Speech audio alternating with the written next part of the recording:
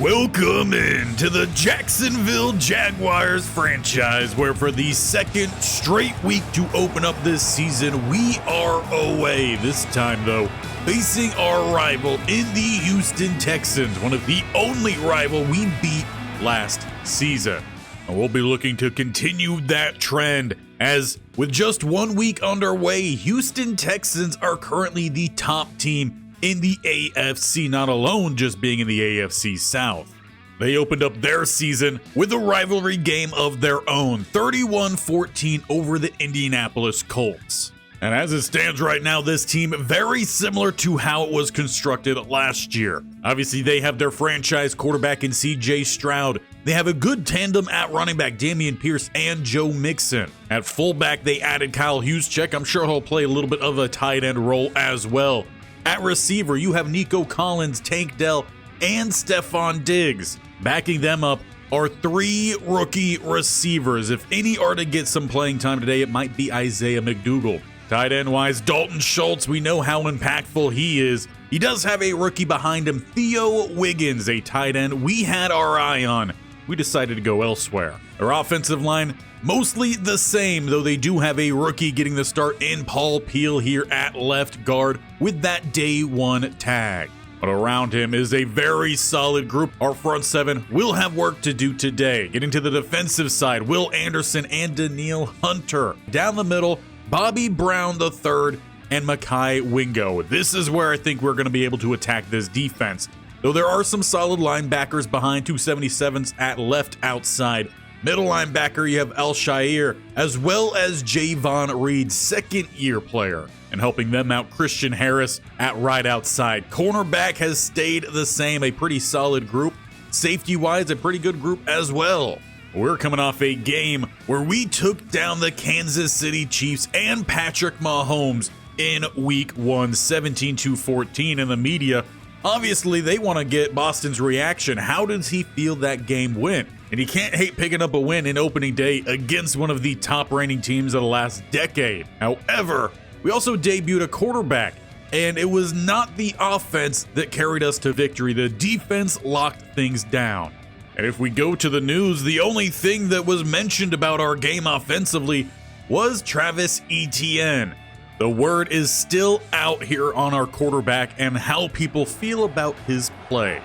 But he has plenty of time to prove himself as we get ready to kick this game off, rocking some gold pants and cook as this rivalry match underway with a deep boot. And it is the rookie McDougald on the return, who will take it to about the 25, no further as Abdullah meets him. CJ Stroud and the Texans offense will take the field. A lot of key guys for us to slow down. And with a great opening day for Stroud, who did pick up 3 touchdown passes, I'm sure they're going to look to go to the air quite often. Tank Dell first, he picks up 6. And if the Texans want, they could really spread out this defense. Going to have to rely on these linebackers to cover the middle today and keep an eye on those running backs. As it is thrown across the middle, it's tipped up and nearly caught by Stephon Diggs. Our defense did play a phenomenal game last week against Mahomes. Can they do the same here against Stroud with a 3rd and 4, a chance to get off the field? As Schultz going to go in that zig motion back to the right-hand side. Look for a wheel out. Instead, opens up across the middle as Tank Dell gets his second grab. This time closer to a gain of 10. And of course, when it comes to the front here for the Jaguars, Ellis still getting the start on the outside. As Stroud looks to toss it outside for Diggs, it's broken up by Campbell. Only one injury today for our Jags is still Hines Allen. He missed last week, injured in preseason. Nico Collins picks up a nice gain. And it leaves the Texans with a 3rd and 2, a lot of quick hitting passes. Schultz again going to go in motion, then back over to the right-hand side. Just trying to draw defense out of form.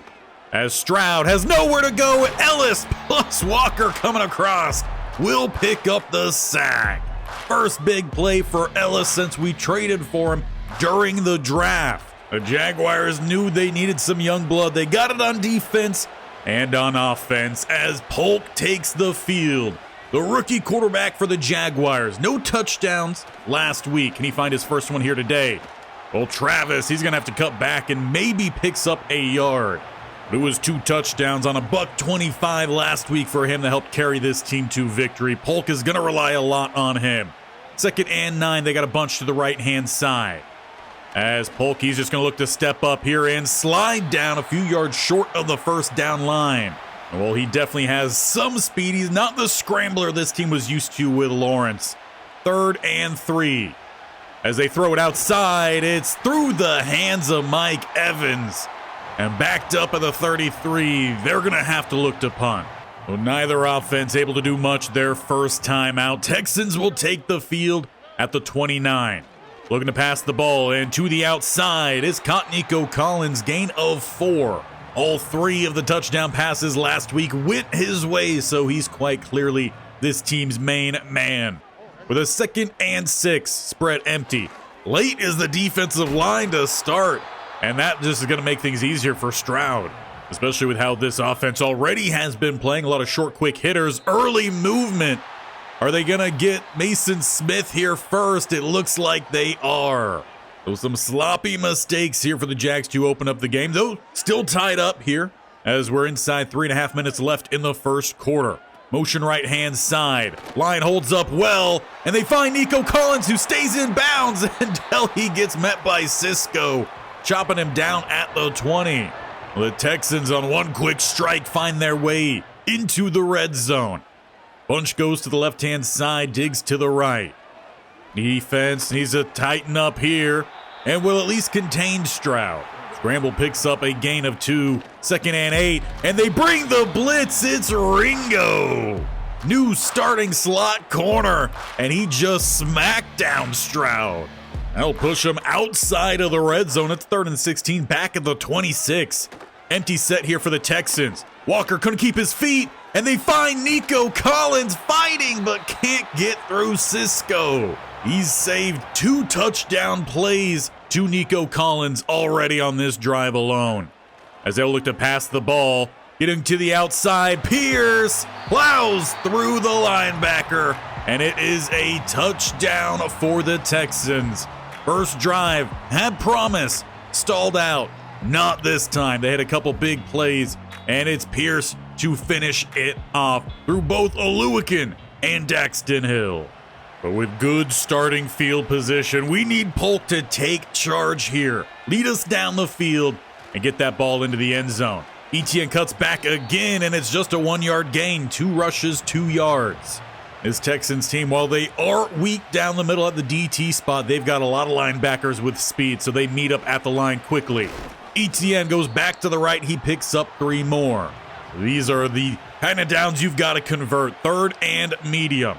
Bunch goes to the right-hand side. Dawson knocks to the left. Hard count. Someone jumps. They don't flag it. It's out to Knox, and they're going to mark him inches short. It looked like he got it. Well, that doesn't appear to be the case, so the first quarter comes to an end. 7-0 with a decision to make for Coach Boston. I think we all know what his choice is going to be. Offense stays on the field. It's I form. Polk making a call out there. As a linebacker is picked up, it's a first down for Travis Etienne. And they are going hurry up right off of it. Safety steps down. Can Polk find a deep ball here? No.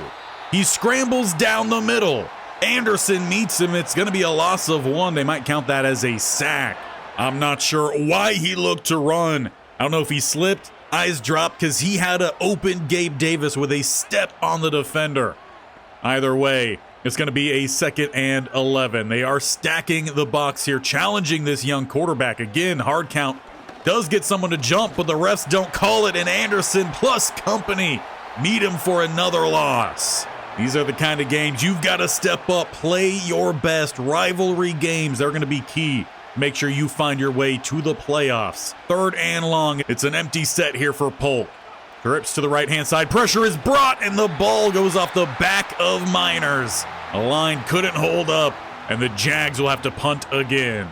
For the Texans, that's exactly what they needed. A chance to try to extend their lead here at home.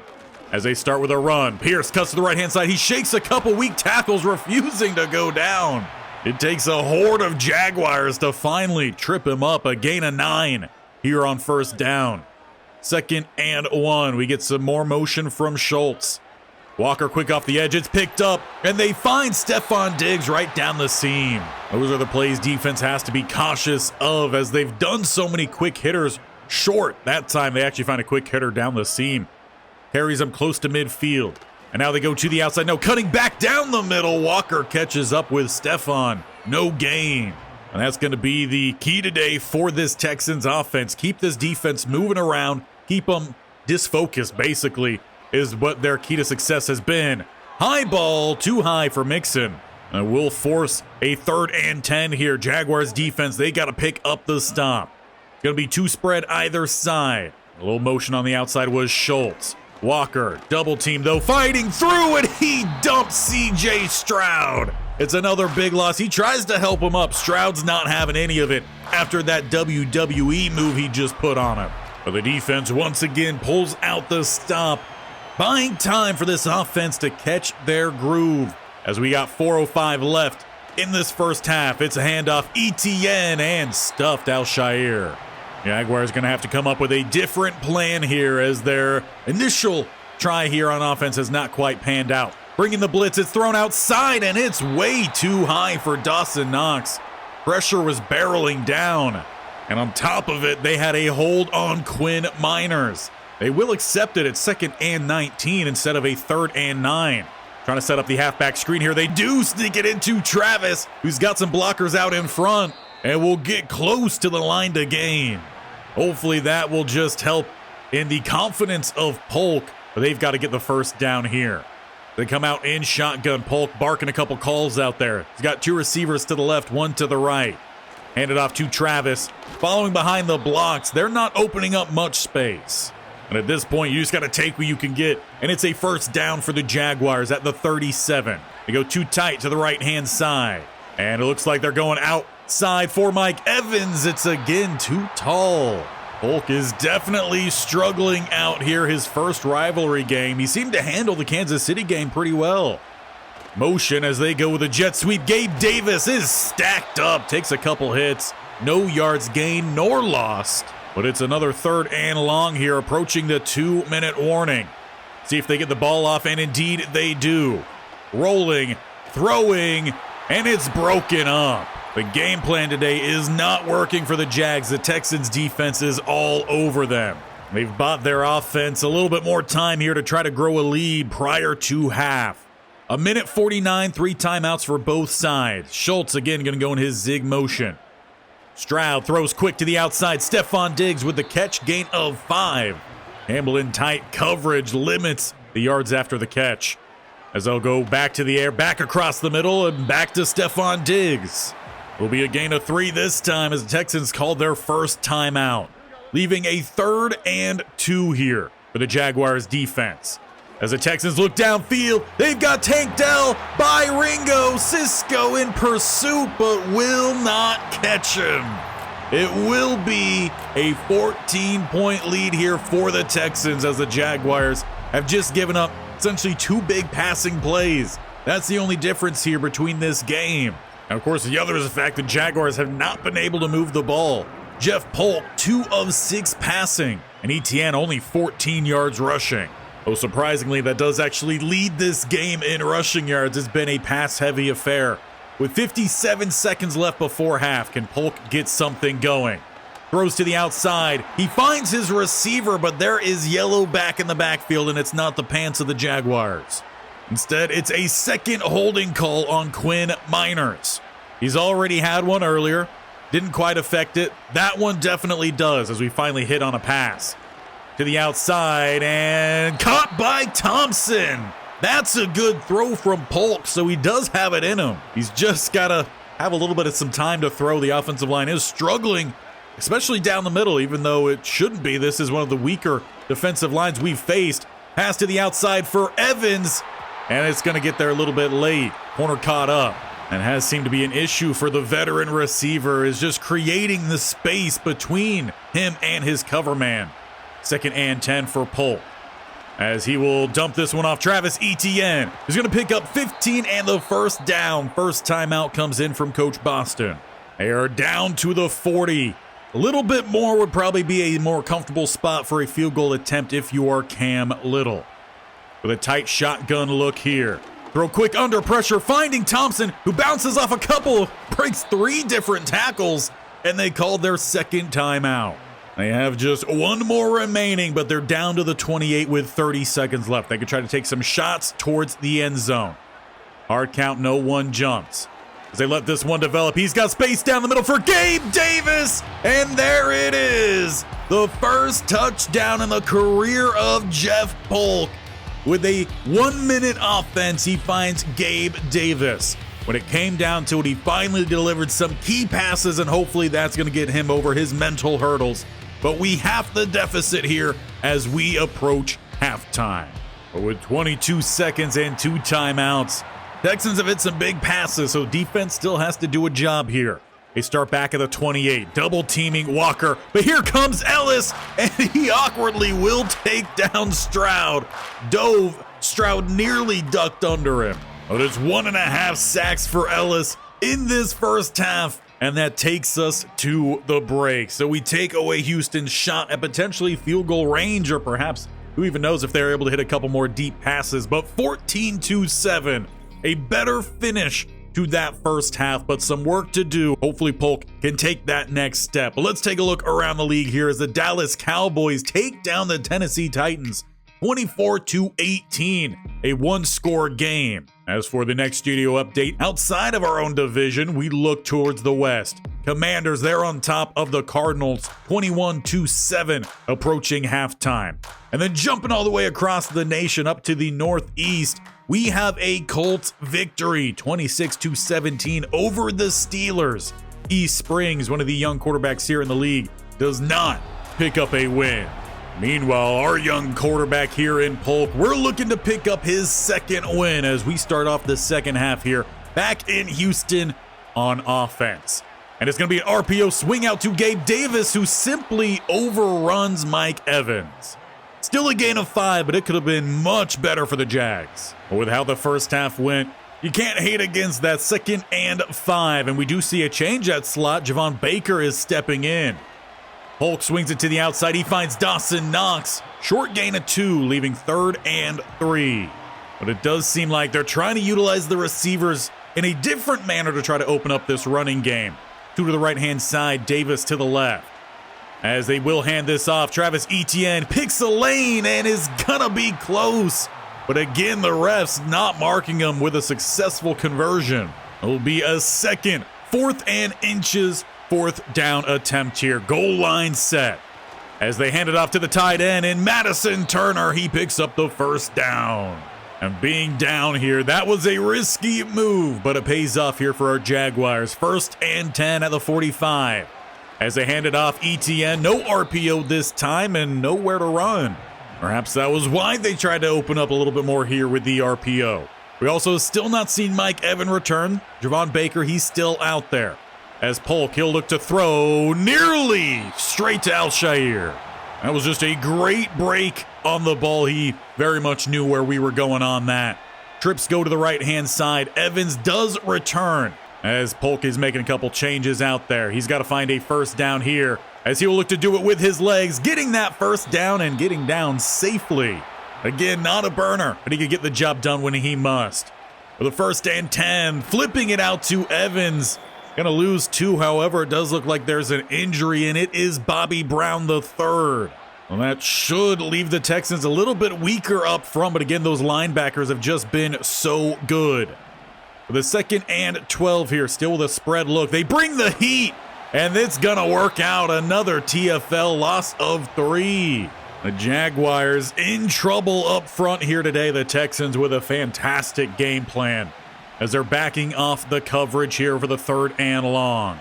Oh, they leave open Davis, who will get the grab. 4th and 4 at the 33. You could try to hit a field goal, would still leave you down.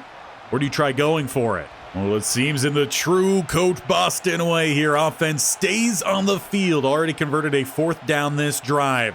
Hard count, no one jumps.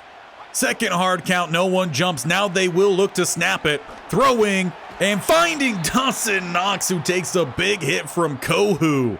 but they will convert the first down, and they're going to get right back onto it. Safety walking down to the right-hand side. Looks like Polk maybe trying to adjust to match. Safety backs off in coverage. Rolling. He had Javon Baker, but instead he's going to look to scramble. Picks up a block and bounces out. Late hit. No flag down, but it's still a first down for Polk. Maybe a couple years down the line, he'll get those calls. But it's 1st and 10 here at the 11. Tight single back set as they will look to throw, but Will Anderson was there before he could even have his 3-step drop. This O-line that's been pretty solid has not been so good here today. 2nd and 15. As they'll look for another halfback screen. Got it to ETN with a couple blockers, but there were one too many Texan defenders. Harris sprints over to bring him down. It leaves a 3rd and 6 here. Trips go to the right-hand side. One to the left. Hard count. Again, they get someone to jump early. Should be a free play to fire it in, and it's off the toe of Thomas. Took a big hit as well, but it will march them 5 yards closer. Or actually check that, only about 3 yards closer as they half the distance. Never quite makes sense to me. If you could go the full 5 yards, go the full 5 yards. But it's 3rd and 3. They get motion, and everyone is covered up, and it's going to be a sack. 4th and 10. And this time, Boston will trot out Cam Little just to get them a little bit closer here. Make it 14-10. That was an extremely long drive of the Jaguars to only get those 3 points. But it's at least a little bit closer here. Texans with their first drive this second half. Handed off to Pearson. Walker is all over him. But again, it's been this defense that has been the main side for this Jaguars team, especially this year, even a good little bit last year. As they will look to throw, but taking a spear from Devin Lloyd. And this is your chance to get off the field quickly, especially after that long offensive drive. Schultz, you barely count that emotion. Good blocking, and Devin Lloyd slaps that ball out of here. He says, no, not in my house, even though we are the away team. Once again, this defense buying time for their rookie quarterback to get them in front. It's 1st and 10. They start at the 35, and it's going to be RPO. And there's still nowhere to go. 10 rushes, 13 yards, and now Javon Baker is shaken up. He was one of the receivers out on a route that time. He'll head to the trainer's table. Appears to be some form of perhaps shoulder injury there, as that was the area they were nursing. 2nd and 12 following the loss.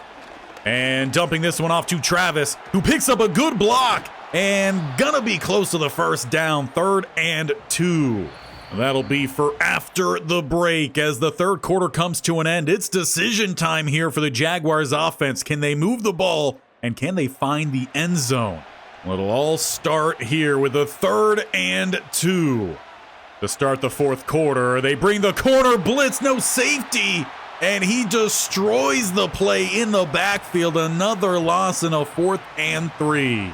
Polk had to have seen the safety step down there. Didn't make a call to change the blocking, but perhaps they thought they would convert. They're going to have to do it again here on 4th down. Early movement. Does Bacon move first or the DT? It will be Bacon.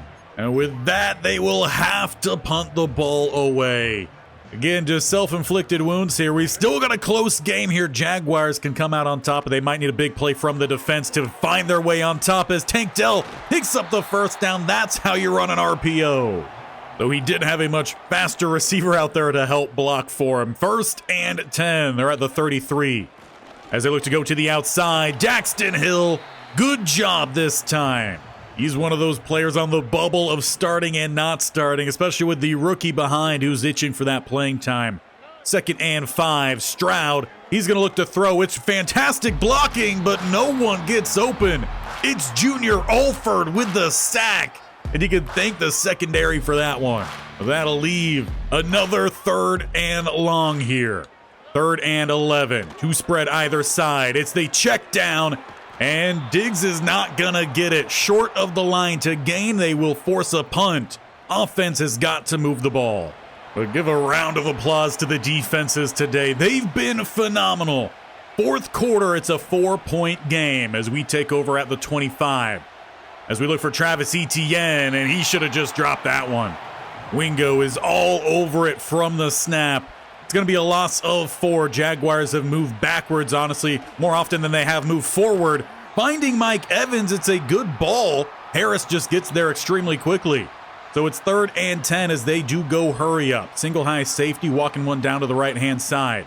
They don't bring the blitz. They throw through the hands of Thomas. He should have had it.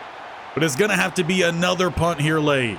And at this point, you're just hoping your defense can get a pick 6 or a scoop and score to try to get some more points on the board. 4:11 remaining as the Texans do look to continue throwing, though they find Nico Collins, who breaks the ankle. Jarian Jones gets stacked up by Dell, and Nico Collins potentially with the dagger. It's a one-play touchdown drive for the Texans. And again, it's just been one play that have killed these drives here for the Jaguars defense. That time they should have had a man on him. Daxton Hill took a bad angle, and he was gone. So with 3:57, the Jaguars are going to have to do something they haven't done all day, and that is score more than 10 points. 11 would tie. They just got to get the ball downfield and do it quickly. Throwing is through the hands of Dawson Knox. The QBR is not going to look good today, but honestly, it really hasn't been Polk's fault. He had a couple bad balls earlier, but these receivers are just not holding on to the ball. That one a little bit behind, but Davis, he makes up for it. Gets the catch. It's a first down. Jaguars, they're in hurry-up mode here, as they're going to have to flip some things to favor the side of the field. 2 go to the right-hand side. Etienne in the backfield. Look his way. Line couldn't quite give him enough time. One positive, it stops the clock. If that's a positive at this point, you prefer yards. The 2nd and 10. Polk dropping back. He fires quickly. He's going to find Sexton with the first down, closing in on midfield, but they're closing in on the 3-minute mark. Everyone rolling to the right-hand side. We're getting that 1v1 on the outside with Davis, as that is where they're going to go for Davis. Too far. Just about a step or so out of reach. Pauses the clock here, 2:54. And across the middle, throwing, finding Davis, not able to get all the way out of bounds, so they're going to have to just go hurry up here. About 2.5 minutes remaining, single high safety. Can someone find an opening here? No. Getting rid of it is Polk, but he is having his best drive of this game. Firing it in there, giving his guys opportunity. They're going to go empty set now. And that's probably due to the blocking, and it's going to be a sack. Harris around the edge, 3rd and 20. 2-minute warning arrives, probably good. Give them a breather here to try to come up with a big play. They don't have to hit it all here, but they've got to get a good chunk at the 42, 3rd and 20. 2 safeties sit about midway deep. And throwing it off and almost picked off by Daniil Hunter. They had Thomas break into the outside. At this spot, it's too far for a field goal, so you can't try to get that, then get a touchdown and a 2-pointer. You got to go for it here. Hard count. Someone jumps again. They do not call it. So rifling it downfield, it's for Davis, and it's broken up. That will be your game here in Houston. Now, both teams would actually go on to tack on some more points with a backed up 2nd down. Pierce would bounce to the outside, and when he hit the outside, there was no one left to contain. He would go 94 yards to the house. But to answer right back on the final play of the game, it was Polk dropping back and releasing a bomb downfield one-on-one to Gabe Davis, who would get the catch this time, break the tackle, and trot in to the end zone. But ultimately, this game just did not have offense. The Texans came in with a dominating defense. We were not able to run the ball at all, and that is the key to success for this offense, is on the ground. Polk, I again don't think he had a bad game. He was firing some passes out there, constantly under pressure. He had a lot of drops from his receivers, his tight ends. Offensive line let pass rush in immediately. And when you have that, you're not going to have a successful day as a quarterback. And with that kind of performance, there's already a move I think we need to look at making. But before we get to that point, we've got to talk about what's happening up next, and that is the Cleveland Browns. They're 2-0, 83 on offense, 85 on defense. We just struggled against a pretty solid defense, I would say, and that is exactly what we're going to see. We're doing pretty well, though, on defense. 10th in points per game, 21. I don't think that's all too bad. Less than a touchdown a quarter. And we're number 4 in opponents' rushing yards. Now, today, the Texans did not look to run the ball, so that really doesn't affect much outside of that 94-yarder there at the end. It wasn't really a part of the game. We are now for sure behind the Houston Texans as we just lost to them. That means that in the last season and the start of this one, we have lost a large amount of our divisional games. We did not beat Indianapolis or Tennessee last year. We swept the Texans, but now they got one back on us. So we've got a lot of work to do in the AFC South. And I think that begins with us potentially making a move at receiver. I think today showed that the 85 speed we have of Mike Evans really is going to be a problem. While I was hoping he would come in and provide something a little bit more special here for us with the route running that he has and these strong hands, he's just not creating separation. And when he gets that little bit of separation, the 85 speed and 86 acceleration is not enough to maintain it. Corners are coming in and they're breaking up these passes. So I think we need to move in a different direction when it comes to our slot receiver. On roster, we do have Javon Baker, and he played most of that game as we took out Mike Evans pretty early. He did get banged up, so Evans ended up coming back in. But I'm not too sure if he has what we're looking for when it comes to the slot spot. He's more of a down the field type of guy, so he should be playing more on the outside. What we could look to do then instead is when we go out in the spread look, we have Baker go to the outside and someone like Brian Thomas Jr. can maybe slide into the inside. He's also a pretty good down the field guy, so it's trying to find the right fit if we're to keep this within our own roster. If we were to look at the trade block, there are a couple different receivers out there that definitely do play in the slot. AJ Osborne, that is what really made him a more known name. Not exactly a top-rated guy, 76 overall. He has a balanced set of skills for the inside, and he has some speed, so that's something that we could look to do. Or perhaps we approach teams themselves like a team as in Green Bay, which is funny enough to think that Green Bay has a bunch of receivers, but they have wide receiver 4 here in Zach Jefferson, who's a rookie with hidden depth. He should be seeing the field, which means either Christian Watson or Romeo Doubs might be out. Someone like Doubs, I would be interested as he is a star. He's a younger receiver, 26 years old, and he has some solid ability for the slot.